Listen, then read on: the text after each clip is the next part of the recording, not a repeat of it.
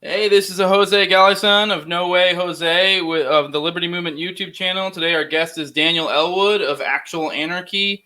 Real quick before we go into it, I'm going to clarify something because I was just thinking about it. I feel like maybe you guys might be a little confused. The YouTube channel, our YouTube channel, the Liberty Movement YouTube channel, is not meant to just be the No Way Jose spot. Like, we're trying to have a group of shows. So I don't know if you've noticed, we had another show that popped in there called Daniel 3. I know it's funny. I'm trying to be like less confusing. It might be more confusing because I have another Daniel here. Not this Daniel, another Daniel. And he does an anarcho-Christian type show. And so he has his own channel as well. He's going to be hosting the content on our channel. He'll have it on both, but like stuff that more fits the stuff that we would want to see is going to be on there. And he'll have like longer content and other content on his channel. So point being, we're trying to get other stuff on there too, get other stuff popping. If you are interested too, if you're someone who's always wanted to start a show, if you have something, what we're trying to do is we're trying to be cultural and non-political, vaguely. I mean, I know you can get in the weeds in your definition of what political is, but like, say, for example, you want to do a sports show and you're just a liberty-minded individual. I mean, cool. You know, like, hop on. We're kind of, the way we say is we're trying to sort of play leftist games where it's like, they put their people up and help elevate each other, you know. We're kind of doing the same thing. So it doesn't necessarily have to be a libertarian show, but we're just trying to find people within that space that are doing just different stuff and kind of help them out with what they're doing, you know. And we kind of figure, you know, have a holistic approach if we kind of work together and kind of, you know, help build up our content. And if you want to like deuce out at any time, go for it. Anyways, I could go on a whole long spiel with that. We'll get to our guest, Daniel. Oh, I just had a brain fart. Daniel, what's up, man? Hey, how we doing here? Yeah. Oh, I want to just let everyone know real quick. It's not the video. Daniel's just a fuzzy face. So That's right. It's Movember has now ended, and so yeah. I'll be cutting this off soon and be less fuzzy. I assume that'll sharpen my camera as well. Yeah, you just have a low resolution face. That's right. Yeah. So Daniel, he's of the God dang it, I'm just like stammering today. The Actual Anarchy podcast. I'm just gonna want to have you take a minute to talk about yourself, introduce yourself to our audience, and then also your podcast as well. Certainly, yeah. So I'm Daniel Elwood. I do the Actual Anarchy podcast, as well as a version called The Last Nighters, which has a less scary name.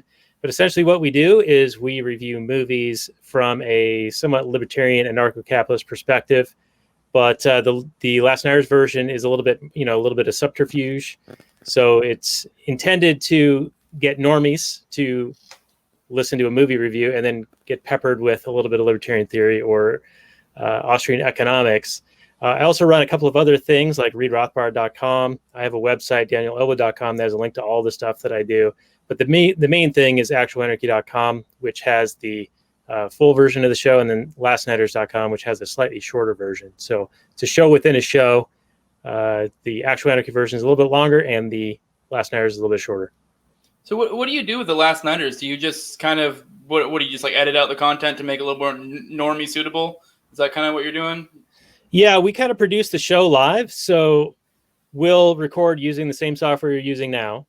And we have a little bumper intro video. And then we start the show as Actual Anarchy. And then we switch over to Last Nighters, doing a little bumper, introduce our guest, talk about the movie, give it a rating and review at the end. And then we close out that show. And then we continue for a few more minutes as Actual Anarchy before we move into the Patreon bonus content, which we call Kathleen Turner Overdrive. So it's kind of all done on the fly, essentially. Okay, and cool. Yeah. The middle chunk is the same. Last Nighters portion is all in the Actual Anarchy version. Just Actual Anarchy audience gets a little bit more at the front and a little bit more at the end. And I usually try to save like a spicy question at the end that maybe the normies wouldn't be too keen with. So, it's little Easter eggs in there. Yeah. So a little bit like kind of conversation we were having before where we were talking about a little bit more like Hoppe type philosophy area. Stuff that a lot of libertine type individuals don't care for. Yeah, and we didn't record that part. It's probably good. Yeah, you can let your imagination run wild. It's probably not as bad as you think it is. Or worse. I mean, who knows? Or worse, whatever. One thing I wanted to bring up is you kind of seem to have a knack for taking things that people love and ruining them to some extent. You had a gentleman on, or you were on the Urban Agorist, and you also did another podcast where you've already covered it before. You kind of shit all over V for Vendetta. If I remember correctly, though, you were more shitting on it from not so much at a film perspective, but you were more from the perspective of that it's not really the ideal libertarian movie in a sense, or Rothbardian movie. Like, you were more tearing it down from that perspective. I think you had some critiques from a movie as well. Correct me if I'm wrong. I'm just kind of vaguely remembering. Yeah, I mean, we did that one a couple of years ago, and then we were on Urban Agorist with James and talking about it as well. We were mostly talking about how a lot of movies, what the viewer brings to it is what they'll see. So, like, a lot of people will view a movie like V for Vendetta or The Matrix and say, "Oh, this is an allegory for my way of thinking," and they'll find scenes or things within the movie that kind of highlight things that are part of their ideology or their philosophy. And I feel like a lot of people saw V for Vendetta, and that was made in an anti-war, anti-George W. Bush sort of time. And it's, but Alan Moore, who's the creator of the book or the, whatever, the graphic novel, I guess it's like a comic kind of series. Yeah. He's a left-leaning guy. It's a socialist critique of like where he thinks capitalism leads. And similarly, Bret Easton Ellis has a similar critique of capitalism in American Psycho, which is the other one you wanted to talk about. Mm-hmm. Yeah, Alan Moore is actually probably like one of my favorite comic book writers, and he's straight up an ANCOM, and he's an asshole too. He's just, I don't really necessarily like him as a person. He's a great writer. I'm assuming you guys probably didn't read the comic book before watching the movie. I mean, most people don't. I'm just guessing. Yeah, I think my co-host had, but I had not. No. Yeah, because I do think you get a lot more out of the book, but I do think usually how I break down the movie was more relatable for a modern audience. It's kind of how I looked at it. So. But the book kind of went more into the philosophy. But yeah, it's straight up the way I usually explain V for Vendetta. It's kind of like where Boog Boys and Ancoms kind of meet. It's like that kind of fantasy, and like there's, I don't know, it's fun. There's something there, although it's not like, it's more like if I wanted to kind of lightly introduce someone to the ideas of libertarianism to some extent, just for like in a fun way. But I would not be like, this is the ideal to be measured up to in any shape or form, Right. Yeah, I mean, there's definitely an anti-authoritarian message in there, which I really like, and so that's appealing to it, and that's what I first saw when I watched the movie the first time back when it came out. But as we are wont to do, we'll watch movies again with these fresh eyes, with note taking and like trying to look for themes and things and things worth discussing. And yeah, it kind of ruins a lot of things for us. It ruined American Psycho for me.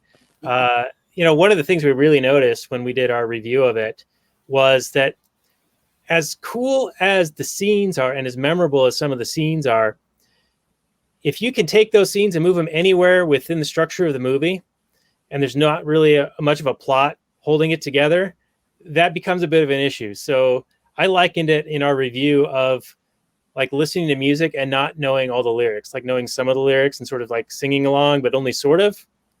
That's how I view having watched American Psycho the first time. Like, it was fun and entertaining. I wasn't really like understanding everything. And I think part of it is because like there's not a whole lot to understand as far as the narrative plot structure. But there are definitely memorable scenes, and Bale gives a very charismatic performance. It was the thing that made him break out, and it's one of those few movies from that era that you'll still remember. There's always a handful of movies from every year that are just like the ones you'll think about 10, 20 years later, and that's one of them. Yeah. No. Yeah, I don't know if you want to do it this way and have maybe you go full on into your review of it. Of it, and then I'll kind of provide some critique, because I do think there's an interesting. Have you gone deep into the rabbit trail or at all into the whole like Konkin essentially and agorism? Because I think there's something interesting there in breaking it down from a libertarian perspective of that movie. I know that's kind of jumping the gun a little bit. I'm just kind of curious. If you haven't, that's fine. Most people haven't. Because one of the most renowned things that Konkin's known for is having a kind of a dispute between Rothbard, and it's very similar to kind of the focus of your criticism of the movie.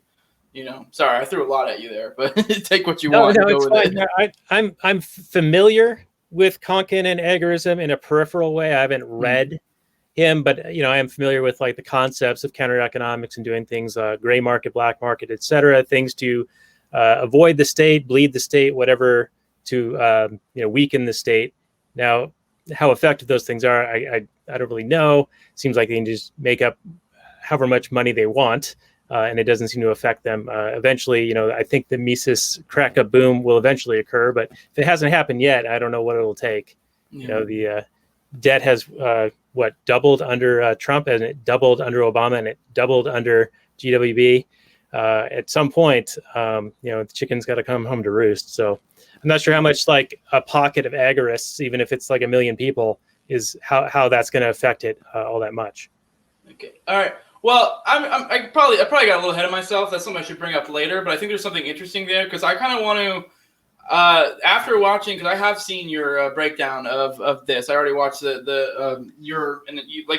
basically gave a shortened version of it already, where it was kind of just not structurally sound and just kind of you didn't really seem to get the meaning.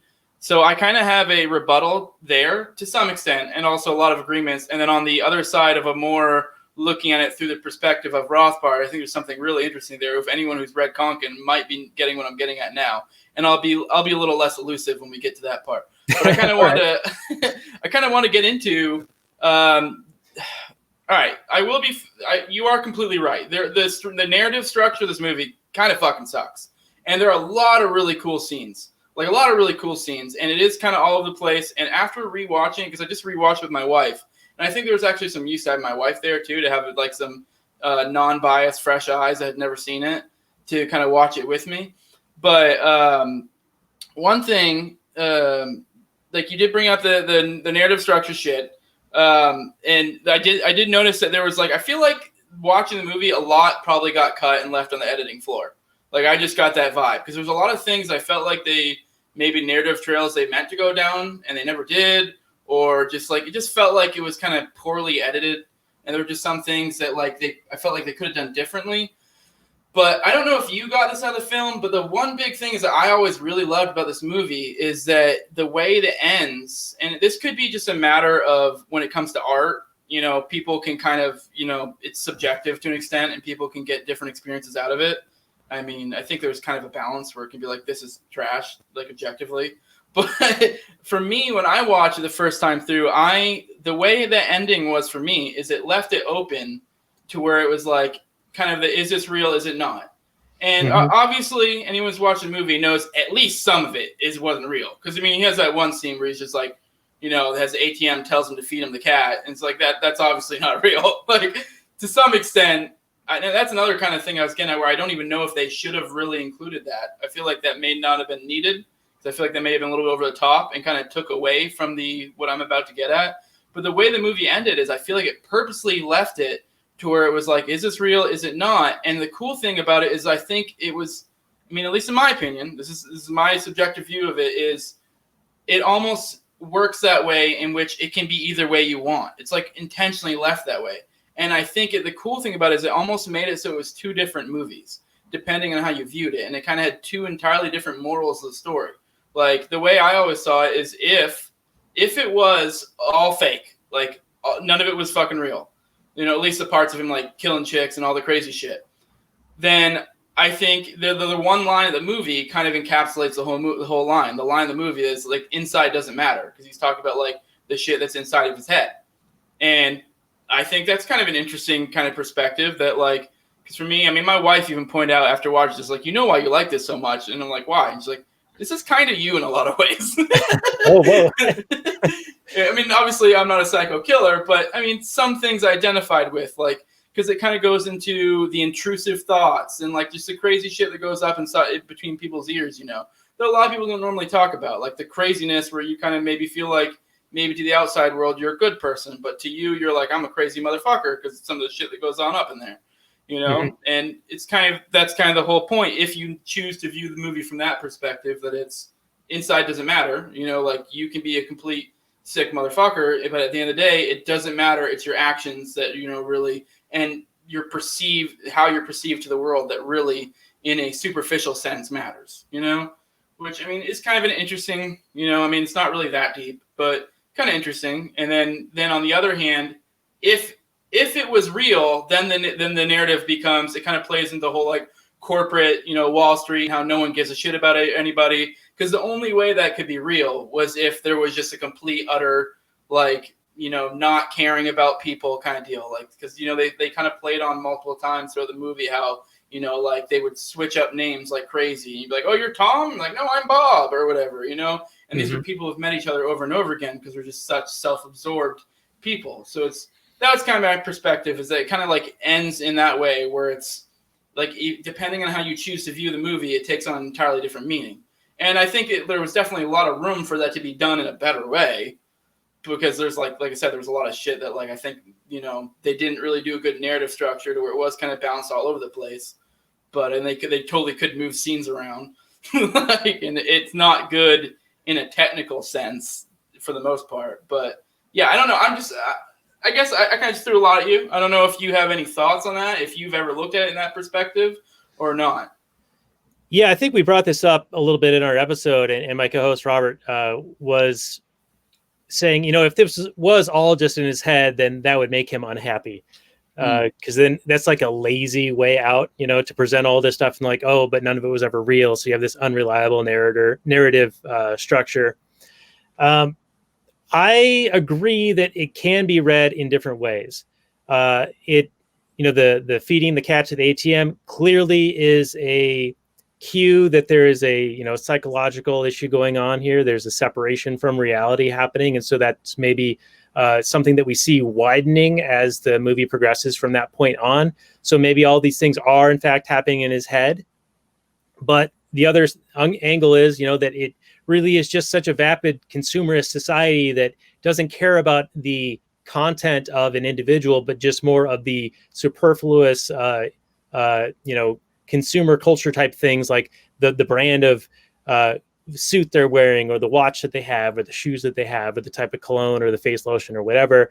And Bret Easton Ellis like goes into deep detail into those things, even in the book, and we notice it in the movie as well. But I agree. I do like the ambiguity. I do like seeing a movie one time and then learning something or getting a different perspective on it, and then watching it again, and then you can read it in a totally different way. So I think there is a kernel of that as a possibility within this film, but there are also some like areas that just kind of don't hold up. There are the iconic scenes that are very memorable, and there's just these like scenes that are just kind of there sort of as filler that aren't really memorable at all. And overall, I think it's style over substance in just the movie making, but it still is a cultural piece, and I think it is trying to say something. It is trying to say that this critique of capitalism is that tangible things are more important than human beings, and there's also the separation of his humanity from himself. Like he even says he's wearing this mask, this Patrick Bateman mask, that's being presented out to the world that's not his true self. And so it's possible maybe it's both at the same time, and maybe that's intentional. If you go into it looking for sort of this horror movie experience, then it might be lacking a little bit, especially if at the end it's like not real. But if you go into it with like, hey, maybe this is like a psychological schism that's going on within an individual, is like fracturing, and you can't really tell what's real, then maybe you have a different perspective on it.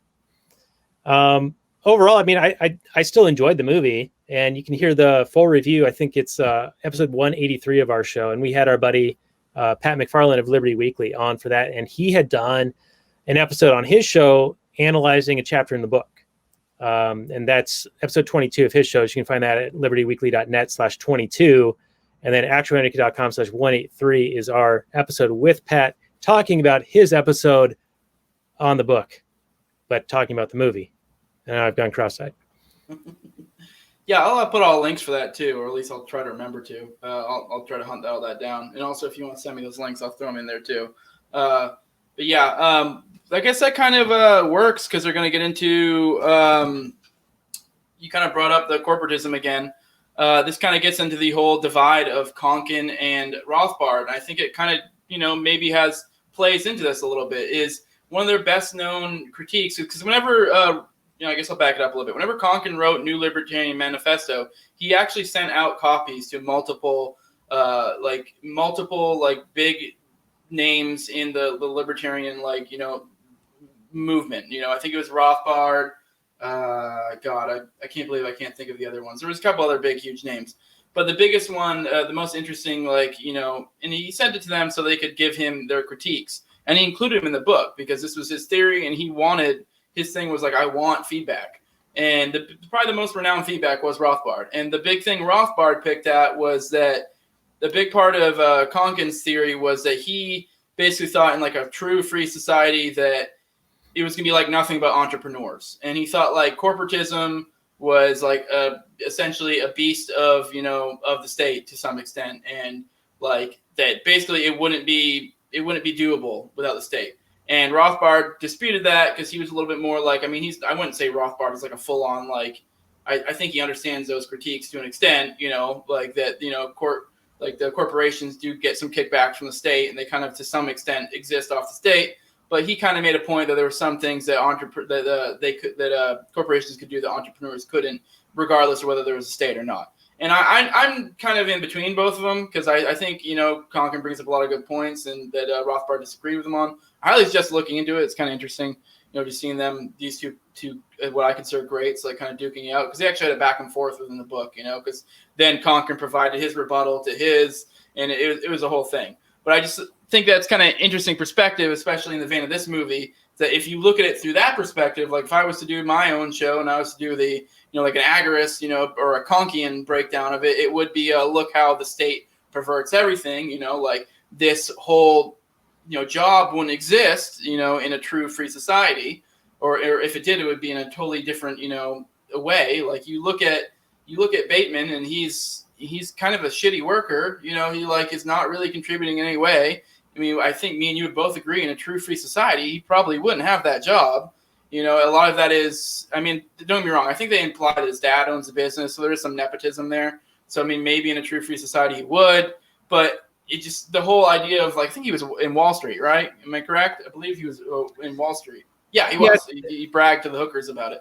But, yeah, they're investment bankers or something like that. Yeah, something like that. So, he was in Wall Street, which, there probably would be something akin to it, but it wouldn't be what it is now. So I do think that's interesting perspective to have, and then maybe how that interacts with the social of having these vapid, jobs, that really probably wouldn't exist and don't really contribute much in a true sense to society, are kind of leeches of the state and how the state perverts. Yeah, I just thought that was an interesting, how you can look at it through that way as well. So even from a libertarian perspective, you can kind of justify it, So yeah, if you have any input. There's a lot I would probably need to look at to kind of really form an opinion, but just off the cuff, I'd say that a stock market in and of itself is simply just selling ownership in a going enterprise. And the fact that it's sort of been co-opted and manipulated by the state doesn't mean that it necessarily wouldn't exist otherwise, just probably in a different form. But selling ownership shares in something is a way to organize capital into productive ventures. And they have a responsibility to, through the profit and loss mechanism, get feedback from the market telling them if they're satisfying consumers' needs, wants, and desires. And those that don't will end up losing money and eventually going out of business. Those assets will be sold off elsewhere. To your point about whether Patrick Bateman would continue to have a job, it's possible, especially with the nepotism that you mentioned. I think that the corporations in a state structure are given protections that they wouldn't otherwise have, in a free market situation. And perhaps they are able to get larger than they might otherwise, as they are able to utilize government and political clout to get protectionist measures, regulations, and other things that are impediments to competitors. And so that would be a force that would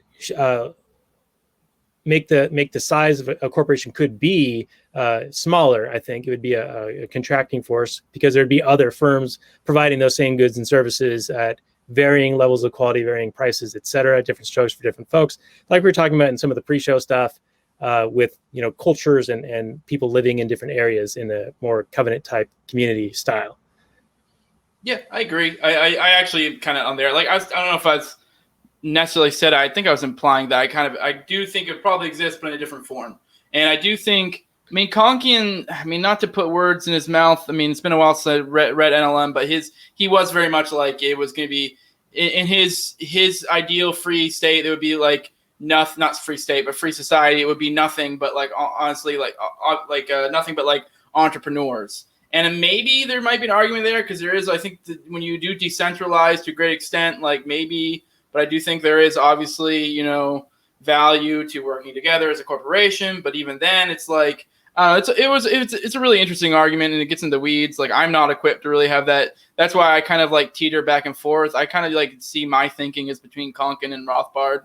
Yeah. It's kind of somewhere in between there. Like, I do think we probably would have something akin to corporations in a truly free society, but it wouldn't be like, I do think they would be greatly reduced and probably take on very, very violently different forms. I don't mean violent in like a literal violent sense, but, it's way different. Yeah, different forms. Yeah. Yeah. So, and I do think, and maybe there is something to the over time they would contract to where they're incredibly decentralized and to where it's basically nothing resembling a corporation anymore, So, it's just a joining together of in an organizational structure.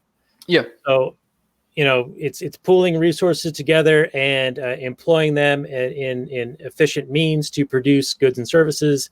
I think that would be totally a normal and viable process.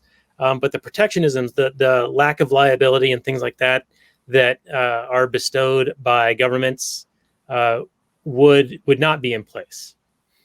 There'd probably be like insurance models and things like that. And there would be, prices associated with the level of risk involved, et cetera, et cetera. There'd be, multiple options for insurance companies and dispute resolution organizations of totally different legal structure, or a variety of legal structures would be in place. There's a lot of rabbit holes we can go down. Yeah. For the sake of the audience and not boring the shit out of them, we'll probably won't go too down deep into it. Plus, I don't think I'm necessarily equipped to go too far down the rabbit hole when it comes to economics. I'm smarter than your average bear, but I hold it together enough to not look stupid. Yeah, we throw that out the window. Our show is not like intellectual per se. There are some points we make that, looking back, that was a good point I made like 4 episodes back, but it took me 6 hours of content to get that one good point. Mm-hmm. Yeah, that's probably a large part of why I'm not really willing to take a resolute stand between Rothbard's opinion or Konkin's. Because I'm like, I don't fucking know. They both have very good points.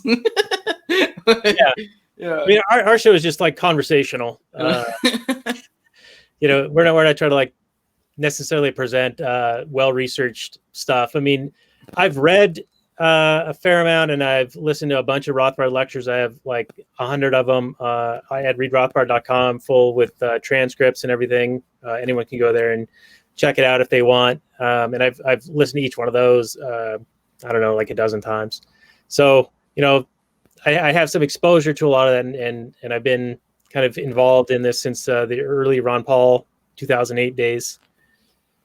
Yeah, Rothbard has a special place in my heart because I say often he's what threw me, because I sat on the fence of minarchy and anarchy for a long time, like a really long time, and I think it's a common thing for a lot of people. And it was Anatomy of the State that really put me over, because I think Anatomy of the State does a really good job of being like, as much as you want, it's not gonna fucking work. And that was kind of my thing. I was just like, well, if we had better people that did better things, then it would just work, But Rothbard's kind of like, well, that's kind of retarded. That's like not going to happen. Not so many words. One of the clips I have is him deciding when he flipped from minarchist to anarchist, and it was when he was looking at the economic arguments of monopoly means that there's going to be less competition, and so less incentive to improve or provide better service, lower prices, innovate, etc. And he's like, so why wouldn't I apply that to the judicial system, security services, government itself. Bingo, anarchism.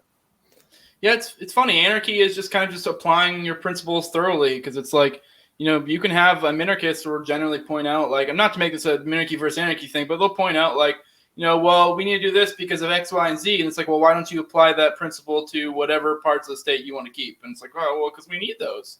Like, well, I mean, just apply the same principle you're applying on these other services. So it's the same here. So, like, but we need roads, right? Yeah, but who will build the roads? Yeah. With that, I mean, are you cool with me teasing my possible show up here soon, or not? I didn't talk to you beforehand. I don't know if you usually keep those secret or what. Go for whatever, man. It's your show. All right, I just didn't want to let the cat out of the bag. Not that it's really that big of a secret. If anything, I've been kind of begrudging about it because me, as you can see, I'm a big comic book person. So and I like a lot of the comic movie stuff, and it seems like every time I'm like, well, what about this thing? Or what about that thing? It's like you guys have literally like reviewed fucking everything. So like every time I'm like, oh, that's a great idea. You're like, no. I'm like, God damn it. So like I want to do Superman Red Sun because that's like one of my favorite comic books. That is it's a great refutation of communism. I want to do Dark Knight Returns because it's an awesome book. Nope, you already covered it. I'm like, no way. But I guess it looks like, unless I can find something better, because it's kind of begrudging, do Wonder Woman 1984. And that's the one it is, right? I don't even know if that's the right title, to be honest. So I'll watch that, and we'll review it, and I'll probably be able to come at it from a more comic book angle, with a little bit more knowledge there. To be fair, I'm not a huge Wonder Woman fan. I will say, on the bright side, I feel like for the DC universe, in film at least, she's kind of been one of the only shining things in it. And even then, like, a lot of people were like going on about the first Wonder Woman movie and like praising it. I just think it was a good movie. It wasn't amazing. A lot of people were like, oh my God, it's so amazing. Like, no, you guys just think it's amazing because all the other DC movies have been shit. So by comparison, it looks awesome. But yeah. I mean, I don't know. I hope it's good. I mean, it looks like they might be looking up in the DC universe. And I mean, I like Wonder Woman as a character. She's not one of my favorites. I mean, she's a cool character. So I don't know. We'll see. I mean, maybe I can find something that's more my style. But it might be better to not have like a soft spot for this character, so I can be a little less biased. Well, that's one of the things is when my co-host gets emotional and when we like are adversarial about something that I think makes fireworks on the show. So he has an emotional attachment to certain things, and we like to get into it doing that. But, if you don't have a strong attachment to doing the Wonder Woman movie, and the reason that I brought it up is because that's coming out this month, simultaneously released in theaters, or I guess elsewhere in the world, in theaters and in the US, just on like HBO Max. So it's like a current on-trend kind of movie. But, there's a bunch of comic book movies that we haven't done. And I know like a lot of people have talked about maybe doing Civil War or Winter Soldier, something like that. Endgame even. Oh, you haven't done any of them? No, we haven't done any of those. No, how have you done all the obscure ones that I brought up, but none of these? We're attracted to the obscure. We've done Red Sun, we've done Dark Knight Returns, we've done the Nolan trilogy, we've done Deadpool, we've done Joker. So we've done a fair amount of comic book ones. We've done Watchmen, and a few others, but yeah, we haven't done them all. There's a bunch more. Endgame might be an interesting one just because there's so much comic book stuff there. It would almost have to be like a multi-parter because there's so much there. But then at the same time, it'd be fun too because there's so much shitty to that movie as well. Like, I do like Endgame. I like it a lot. And there's a lot of cool little comic book little nuggets here and there. For example, that like Bruce Banner can like is more, or is the Hulk and is like kind of like a normal person almost. Like that has roots in like in the comics and stuff. And there's a lot of cool stuff like that. But at the same time, there is a lot of like shit that we could totally rip on. Like, the most renowned one is that like one scene at the end where all the women show up at the same time and some generic women quip and like, we're women and we're here to kick ass. Which I don't have any problem with women, but we also did Spider-Verse. That was a good one. Oh, that is good. God dang it, you hit all the good ones. That is a great movie. I don't know. I mean, I think it might be best to for now stick with Wonder because I do think I am kind of the DC movies. That's one of the ones I'm a little more, but I think it is like kind of a nice balance where I I can be unbiased and I can be fair, because I don't have. It's not like I'm going in there like it's not going to crush my dreams if the movie sucks. I mean, I kind of want it to be good because I really do love a lot of the DC characters. Like Batman vs Superman broke my heart. So we'll release the Snyder Cut Justice League. Yeah, that'll be interesting whenever that comes out. Yeah. Well, I think it's probably a good spot to go ahead and kill it. You want to go ahead and drop your plugs? And, sure. Yeah. You find everything listed at danielelwood.com. And Actual Anarchy is the main show. Last Nighters is the normie-friendly version. I'll send you a couple of links from some of the episodes we talked about. I'll give you a list of all the comic book and comic book-related ones, and you can go through those and say, fuck, or shit, like, too bad they did that one already. Yeah. But, yeah, man, we'd love to have you on. We've got a couple of episodes coming up. I'm not sure when this is coming out, but our latest episode is a James Bond film, From Russia with Love. After that, we're doing an Indian Bollywood film called Three Idiots. And then we're doing a Christmas movie, Kingdom of Heaven, director's cut. You are not shitting about the obscure, are you? Yeah, you are not joking around. Doing fucking Bollywood films and shit. But it's one of our recurring guests, and it's one of his favorite films. Okay, that's fair. I mean, I guess that's one of the cool things about having because you guys are kind of like a merger between a movie review and an interview show. So it's because that seems to be kind of your thing, and so it's you guys got to go with what they want. So it's it kind of makes it more all over the place instead of just the generic what's on the top 10 that came out or whatever, which is kind of what most movie reviews tend to do. Yeah, and that's another angle on our show that I really like, is that we're talking about something else other than ourselves or philosophy, in particular. So it's easier to discuss this thing over here versus adversarially, having a contentious discussion.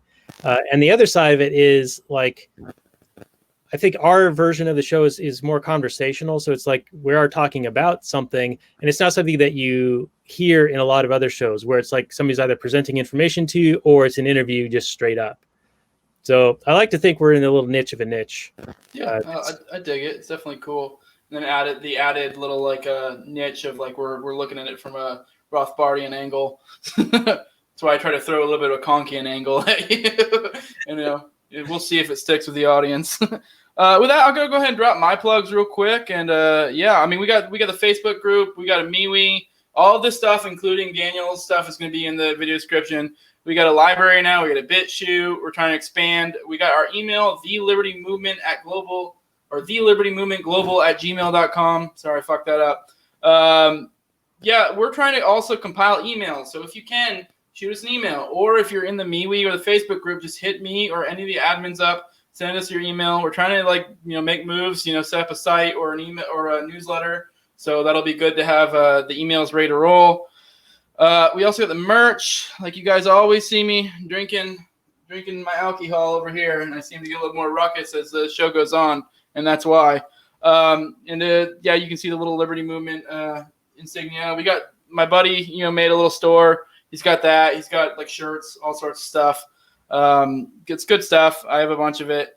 He also has some of them are he has some shirts that are for chapters. I think he might only have a Florida and Oregon one now, but if you're in one of the Liberty Movement chapters and you want one, let him know. He'll make it up. With that, share, subscribe, do all that stuff. It's been really great having you on, Dan. I had a lot of fun to come on, no matter what we end up reviewing, even if it is shitty Wonder Woman. Yeah, sometimes the bad movie's even more fun. Yeah, I mean, it's almost more fun because you get shit on if it's bad. If anything, it might almost be fun if Wonder Woman does suck, because then it's it's almost just fun. We just get shit on it and not feel bad. It doesn't really hurt my feelings too much. So yeah, I know a lot of people are excited about when they saw the trailer, and I think it's because that Stranger Things came out a few years ago and sort of brought 80s style back, the retro kind of thing. I think that's what they're playing off of. So there's that nostalgia of the 80s, and that. Yeah, and I think that's what's getting people excited about it. Yeah, I mean, I don't know. I haven't really looked into it too much. I've only watched one or two of the trailers. I mean, there's some cool stuff. I mean, I don't know. I know I heard rumors that the villain is gonna be Maxwell Lord, which he has a lot of cool comic book lore with him, and there's a lot of cool stuff. I mean, I guess it's a little bit of a spoiler, for comics and what might happen in the movie, but one of the most defining moments of Wonder Woman's, just spoiler warning here, if you really care that much about this movie, one of the most defining moments of her character was her killing Maxwell Lord. And because she straight up murdered him, because, Wonder Woman's known as being one of the characters who was willing to cross that line, because a lot of comic book characters are all, uppity about not killing people. And she was never really one of them, but she kind of tried to stray away from it. And this was one of those moments where she just had to, and she straight up just fucking murdered him.